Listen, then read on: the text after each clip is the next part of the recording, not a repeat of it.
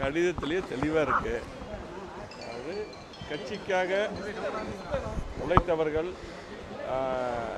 அந்த மாவட்டத்தில் ஆரம்பத்தில் புரட்சித்தலைவர் எம்ஜிஆர் அம்மா காலத்திலிருந்து உழைத்தவர்கள், பொதுச்செயலாளர் எடப்பாடியார் அவர்களுக்காக பொதுச்செயலாளராக இருக்கும் முதலமைச்சராக உழைத்தவர்கள் அவர்களுக்கெல்லாம் இந்த பதவி வழங்கப்படவில்லை. அதனால் தான் அந்த நாங்கள்லாம் வந்து நான் உட்பட அண்ணன் நத்தம் விஸ்வநாதன் உட்பட தங்கமணி உட்பட எல்லாருமே அன்பழகன் எல்லாருமே கொடுத்த பதவியில் வந்து அந்த பதவி வேண்டாம், நாங்கள் உறுப்பினராக அந்த கட்சி எங்களை உருவாக்கின கட்சி உறுப்பினராக தொடர்ந்துருக்கேன்.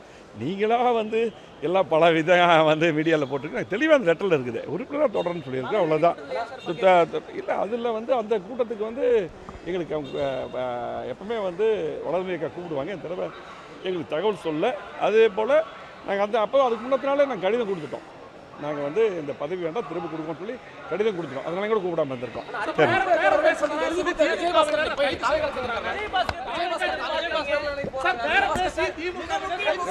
தம்பி